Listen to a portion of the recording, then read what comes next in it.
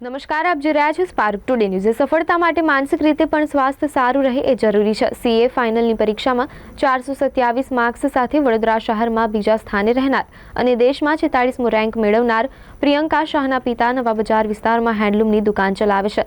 તેણે કહ્યું હતું કે સફળતા માટે માનસિક રીતે પણ સ્વાસ્થ્ય સારું રહે એ જરૂરી છે। જ્યારે પણ હતાશા જેવું અનુભવાય ત્યારે હું મેડિટેશન કરતી હતી અને ગમતા પુસ્તકો વાંચતી હતી।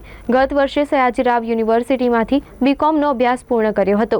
એ દરમિયાન પણ મેં ખૂબ જ મહેનત કરી હતી અને મને ગોલ્ડ મેડલ મળ્યો હતો, તેમ તેણીએ જણાવ્યું હતું। બહુ જ ખુશી થઈ। તો પરમ દિવસે 11 વાગે મારો રાત્રે ખબર પડી હતી રિઝલ્ટ 11 વાગે।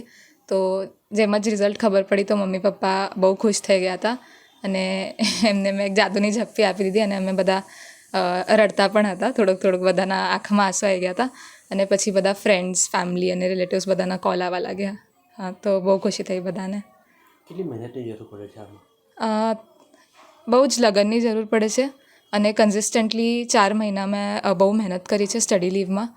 તો દરરોજ 8 થી 10 કલાક વાંચવાનું તો હતું જ રેગ્યુલરલી। તો બહુ મહેનતની જરૂર પડે છે। પરિવાર તરફથી કોઈ ટોર્ચર કે ભણવું વાંચવું? મમ્મી પપ્પાએ બહુ સપોર્ટ કર્યો છે મારો અને ફેમિલીમાં મારી દાદી છે, મારો ભાઈ છે, બધાએ મને ખૂબ સપોર્ટ કર્યો। અને હું મુંબઈમાં રહેતી હતી મારી આર્ટિકલશિપ માટે, તો ત્યાં મારી જે ફેમિલી છે, ભુવા છે અને દીદી છે, બધાએ મને બહુ સપોર્ટ કર્યો।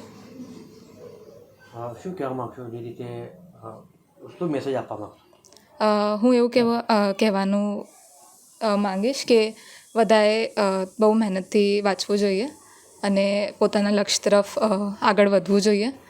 અને ખાલી વાંચવાનું જ નહીં પણ આપણી જે હોબી હોય એ પણ સાથે સાથે કન્ટિન્યુ રાખવી જોઈએ।